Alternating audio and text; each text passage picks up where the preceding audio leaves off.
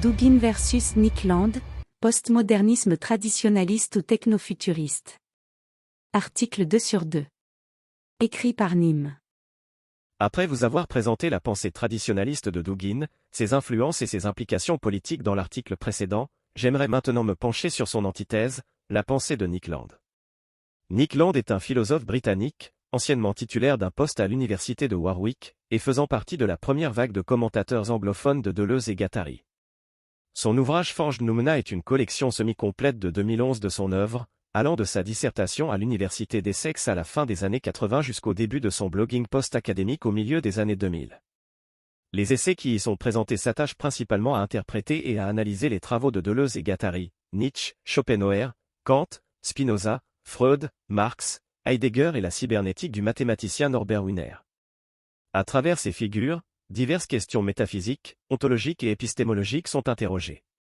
À l'université de Warwick, dans les années 1990, Nick Land et Sadi Plan ont fondé l'unité de recherche culturelle cybernétique, CCRU, co-auteur de tracts tels que Cyberpositive, 1995, et promoteur d'un technofuturisme inspiré de William Gibson. À l'automne 1997, suite à une évaluation négative du département, Land a quitté son poste et s'est installé à Shanghai, où il a écrit de la propagande d'État chinoise, ainsi que des guides de voyage. En 2012, Land a écrit Dark Enlightenment, son manifeste néo-réactionnaire, après avoir lu les écrits de Curtis Yarvin. L'atlantisme de Land. Sur son blog et sur Twitter, Nick Land accepte que Dugin soit son meilleur ennemi, et accepte également l'appellation des atlantistes de Dugin. Nous sommes exactement d'accord sur la nature de la guerre. Nous sommes simplement dans des camps opposés. Mais en modifiant le terme « Atlante », Land en modifie également le sens. Il accepte la division fondamentale entre la puissance terrestre et la puissance maritime, et entre le traditionnalisme étatique et le capitalisme moderne. Il est même conscient de l'ironie de l'affirmation de la « puissance maritime », compte tenu de son nom de famille terrestre, mais il veut débarrasser l'identité atlante de toute association avec la démocratie libérale et l'égalitarisme.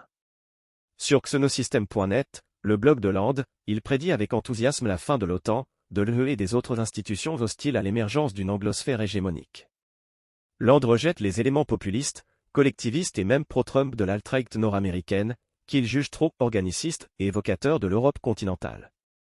Il préfère le populisme du Tea Party, qui promeut les idées libérales de droite sur les marchés libres, à ce qu'il appelle le fascisme collectiviste. Mais même le populisme du Tea Party ne rend pas tout à fait compte du dédain aristocratique de Land pour les masses non lavées et improductives. Indépendamment de ses réserves sur les politiques de l'alt-right de Richard Spencer, Land se considère comme faisant partie de l'Outer-Right, et a été invité sur la première chaîne de l'alt-right, Red Ice TV. Comme il l'a expliqué à l'animateur Henrik Palmgren, sa conception de « Dark Enlightenment » découle d'une souche de libertarianisme hostile à la démocratie, un libéralisme classique remanié qui accepte un gouvernement autoritaire pour garantir les profits capitalistes. Les héros de Land sont Mencius Moldbug, alias Curtis Yarvin, et Peter Thiel, des capitalistes technologiques de la Bay Area. Ici, nous passons de la piraterie de l'époque élisabéthaine, que Schmidt décrit dans Land and Sea, aux pirates de la Silicon Valley. La haute mer a cédé la place au cyberespace comme site dynamique d'accumulation. Ligne de fuite White Flight. Le libertarisme de Land ne doit pas être confondu avec un individualisme de droit naturel. Au contraire, il est en partie fondé sur une reconstruction de droite de capitalisme et schizophrénie, l'œuvre séminale de Gilles Deleuze et Félix Guattari. Dans le premier volume d'Anti-Oedipus, Deleuze et Guattari avancent plusieurs thèses interdépendantes. Premièrement, le désir n'est pas fondé sur l'absence d'un objet quelconque, mais constitue plutôt une force positive, productive innée à l'existence elle-même. Deuxièmement, puisque le désir est par nature multiforme, il ne peut être limité par la nature stable d'un sujet humain. Troisièmement, en conséquence, le capitalisme ne peut être critiqué selon des normes humaines transhistoriques. Au contraire, le capitalisme reflète les tendances à la pluralisation du désir lui-même. Il abolit les conventions sociales traditionnelles à travers le flux anarchique des marchandises dans un marché de plus en plus global. Deleuze et Guattari soutiennent que le capitalisme ne pourra être dépassé que par une accélération de ses propres processus. En revanche, Land affirme que le capitalisme est la fin du jeu. Un capitalisme accéléré ne se dépasse pas, même s'il abolit les facteurs historiques, l'État libéral, la famille bourgeoise, etc., qui lui ont permis de s'épanouir. Malgré cette différence, Land reprend à Deleuze et Guattari ce qui doit être considéré comme leur innovation la plus singulière, faire du désir lui-même, et non de l'être humain, le lieu de tout sens et de toute action. Pour Land, le désir s'incarne dans une technologie de conquête du monde. Il est à la fois le moyen d'une accumulation accélérée et le résultat varié de cette accumulation, la masse du capital en auto-expansion.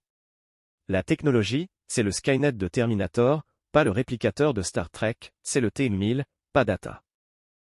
En 2012, Land a écrit Dark Enlightenment, son manifeste néo-réactionnaire. La thèse principale du document est que tous les peuples ne sont pas dignes, ou même capables, de liberté. En effet, certains groupes raciaux sont positivement toxiques pour la liberté. Les mots « liberté » et « liberty » ont, selon Land, un sens étroitement négatif. Au lieu de connoter un épanouissement positif de l'être humain, son libertarianisme se résume à une créativité individualiste et désinhibée. Alors que Dugin souhaite une hiérarchie traditionnaliste pour combattre l'individualisme occidental, la valorisation de la créativité par Land implique sa propre forme de hiérarchisation. La créativité sans entrave ne peut, par définition, être exprimée de manière égale par tous. Seuls les secteurs les plus productifs de l'humanité auront intérêt à libérer l'innovation capitaliste, tandis que les moins productifs rechercheront la protection de l'État-providence. Le lieu de travail réglementé par le gouvernement et les prestations sociales sous conditions de ressources sont, pour Land, l'expression du ressentiment. Land racialise la division des classes et traite la démocratie comme une forme de vol des citoyens plus productifs, souvent blancs, par des non-blancs paresseux. La démocratie est une horde de zombies raciaux qui cherchent à cannibaliser ses supérieurs. La gauche est définie comme fonctionnant selon une logique hegelienne, sublimant dialectiquement ce qui est autre en elle. Par conséquent, le conservatisme traditionnel, ou même le libertarisme dominant, ne peut être rien de plus qu'une opposition contrôlée, un simple accessoire pour l'élite dirigeante libérale permanente, ce que Land et Moldbug appellent la cathédrale. Le terme « cathédrale » est emprunté à l'essai cyberlibertaire d'Éric Raymond de 1997, The Cathedral and the Bazaar. Il a une double signification. À l'origine, il désignait une méthode de développement de logiciels descendante plutôt que ascendante, c'est-à-dire à code source ouvert. Dans le discours néo-réactionnaire, la cathédrale évoque la foi aveugle et l'anti-empirisme qui imprègne l'hégémonie libérale marxiste sur la société moderne.